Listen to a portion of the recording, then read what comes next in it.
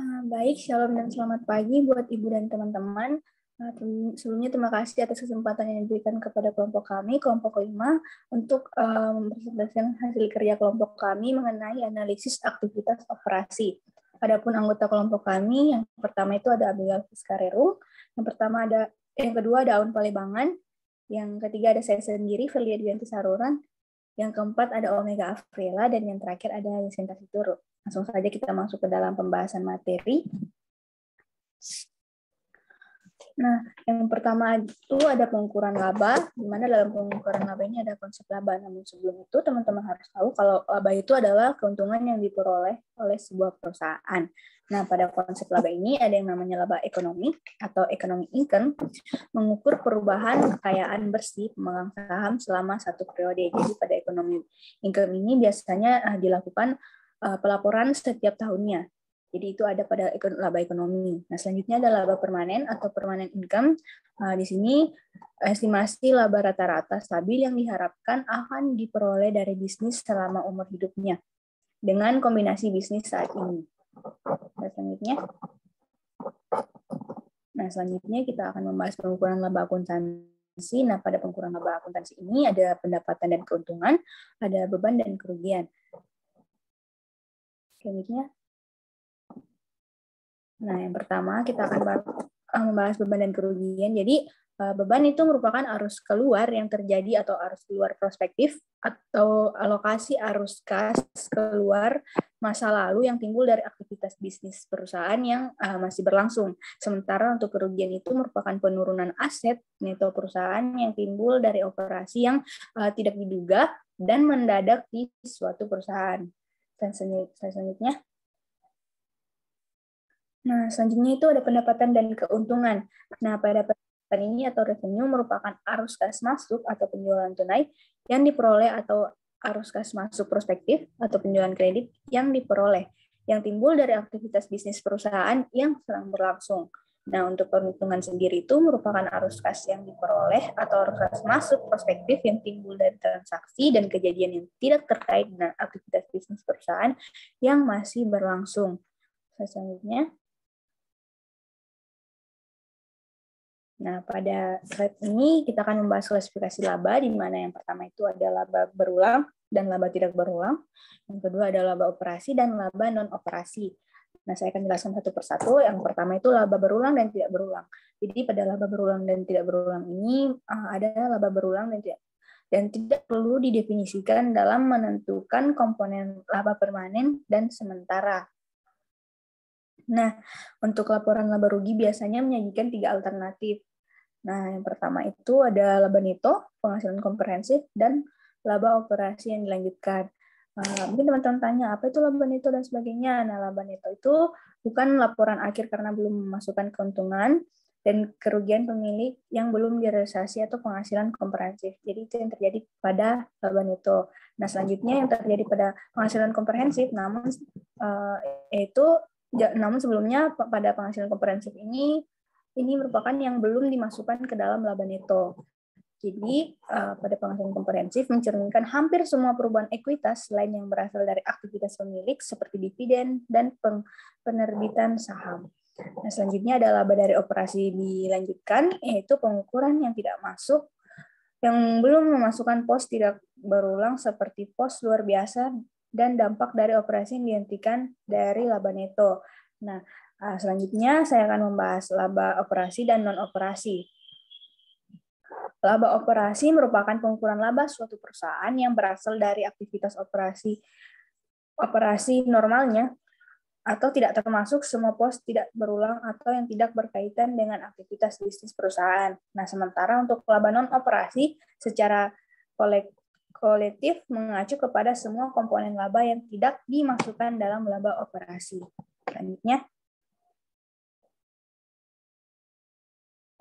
Selanjutnya, kita akan membaca atau mempelajari mengenai pengukuran penghasilan komprehensif. Nah, jadi pada penghasilan komprehensif ini mencerminkan hampir semua perubahan ekuitas seperti yang saya bilang di atas tadi, selain yang berasal dari aktivitas pemilik seperti dividen dan penerbitan saham. Adapun pengukuran penghasilan komprehensif itu seperti kita lihat di layar, Jadi di situ yang pertama ada laba neto. Sebelumnya minta maaf karena penulisannya kurang tepat. Jadi laba neto itu harusnya ditulis di kredit. Nah, selanjutnya ada penghasilan komprehensif lainnya. Selanjutnya ada plus minus keuntungan, plus minus atau keuntungan atau kerugian. Jadi kalau misalnya dia untung itu akan ditulis plus, dan kalau misalnya dia rugi ya itu akan ditulis minus. Jadi plus minus keuntungan atau kerugian yang belum direalisasi atas efek yang dapat diperdagangkan itu di debit. Teman-teman bisa lihat juga di buku. Dan selanjutnya ada keuntungan atau kerugian yang belum direalisasikan atas instrumen derivatif, itu juga di debit. Selanjutnya ada plus minus penyesuaian penjabaran mata uang asing, itu juga di debit. Dan selanjutnya ada penyesuaian imbalan pasca kerja, itu juga di debit. Ada juga yang di kreditnya, disesuaikan saja. Nah, yang terakhir ada total atau penghasilan komprehensifnya, juga disesuaikan juga dari atas. Nah, untuk slide selanjutnya saya serahkan kepada teman saya.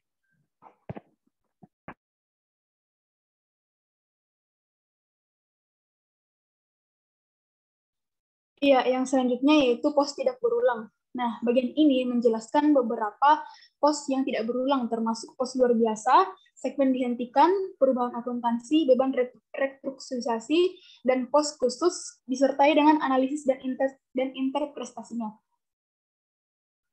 Selanjutnya yaitu pos luar biasa. Nah, pos luar biasa dibedakan berdasarkan sifatnya yang tidak biasa dan jarang terjadi.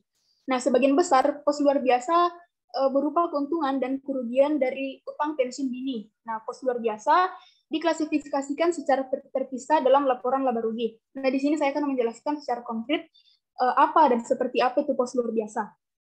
Nah, pos luar biasa adalah pendapatan, keuntungan, biaya atau kerugian yang timbul dari transaksi atau peristiwa tidak biasa dan jarang terjadi. Nah, karena itu transaksi yang sama dapat menjadi luar biasa. Pos luar biasa disajikan dalam laporan laba rugi setelah pajak penghasilan yang berlaku. Nah, di sini ada beberapa contoh dari pos luar biasa. Salah satunya yaitu kebakaran, gempa bumi, banjir, dan sebagainya.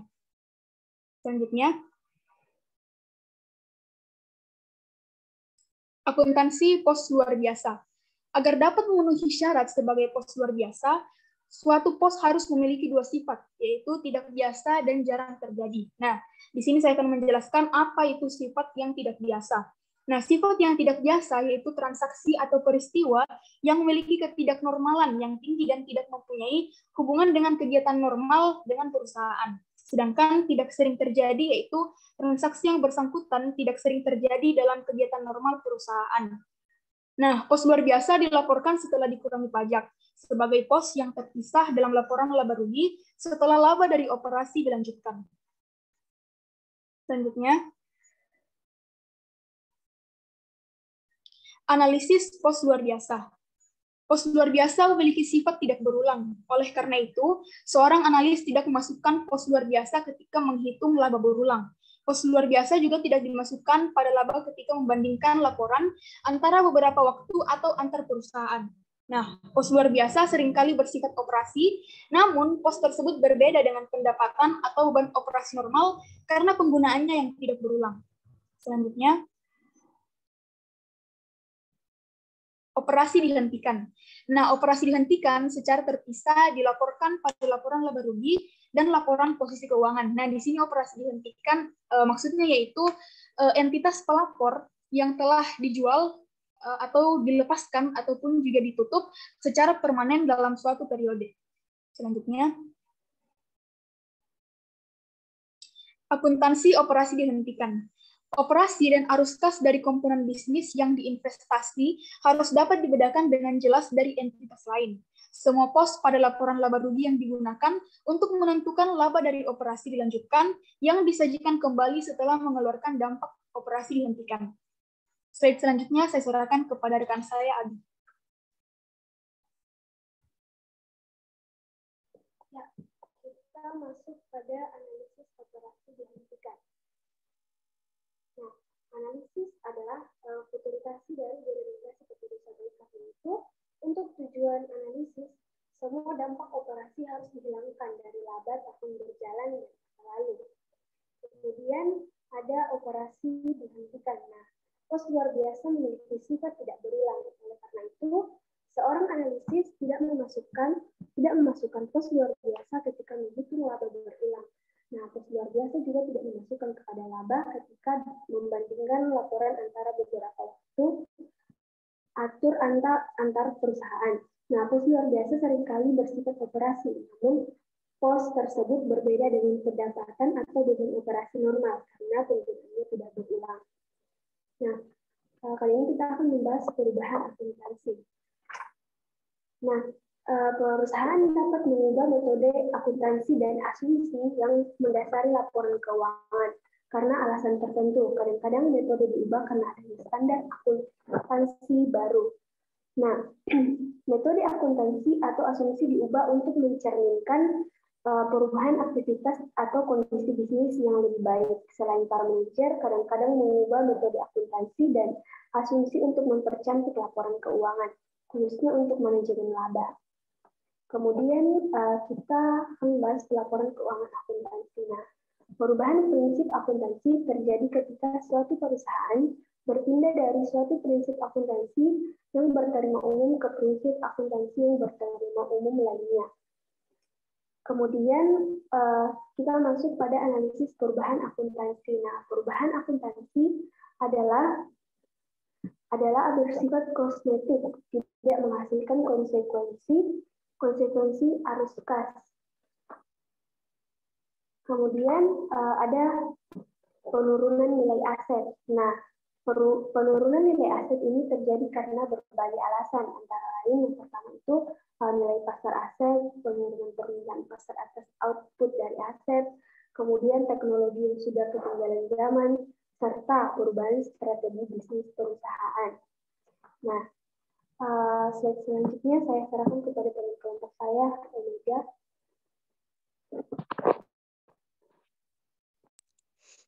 Oke, baik. Selanjutnya itu beban restrukturisasi. Beban restrukturisasi umumnya terkait dengan perubahan utama dalam usaha dan strategi perusahaan. Restrukturisasi seringkali menimbulkan biaya.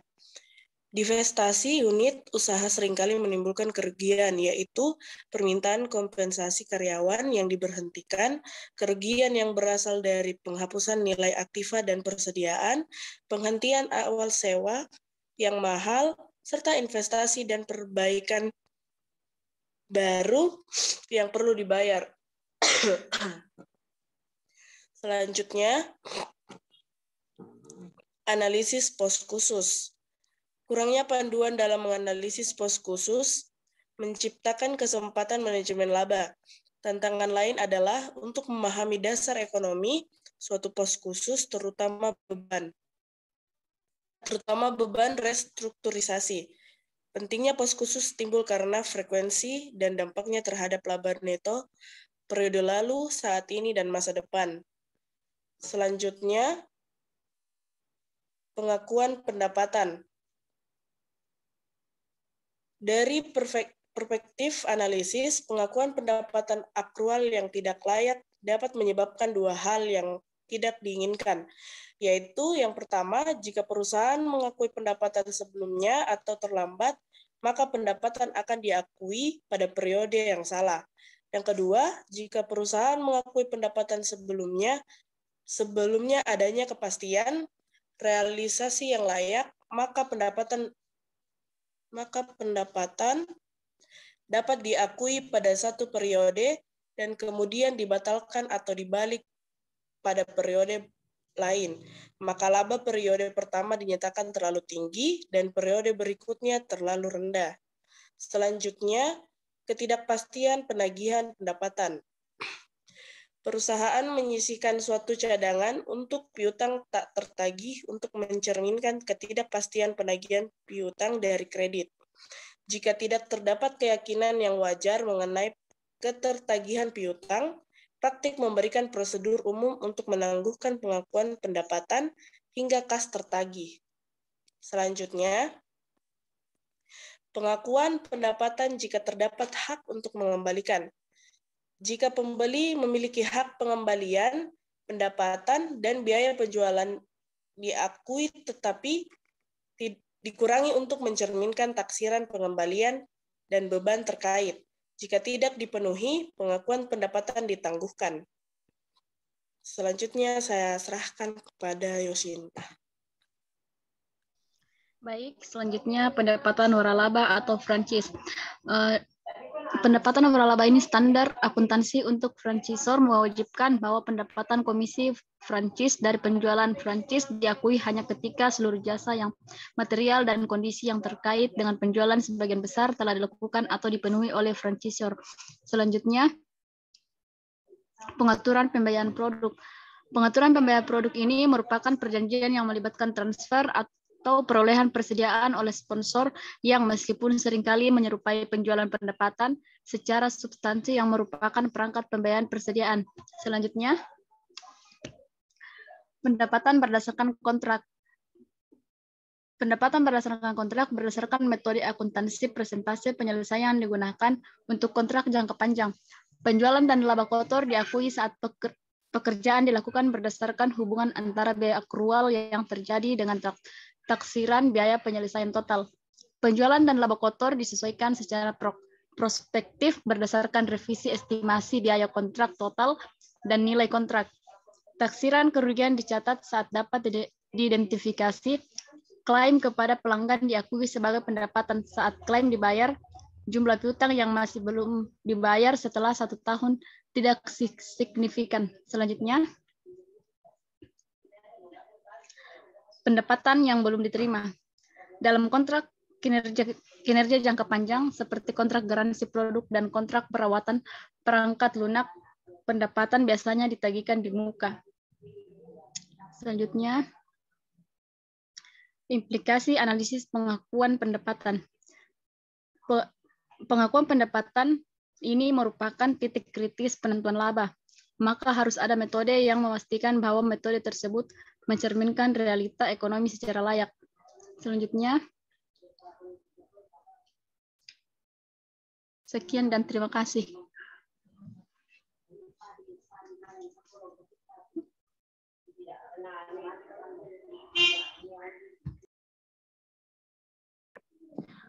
Baik, itu materi presentasi dari kelompok kami. Lebih dan kurangnya mohon dimaafkan. Sekian dan terima kasih buat Ibu dan teman-teman.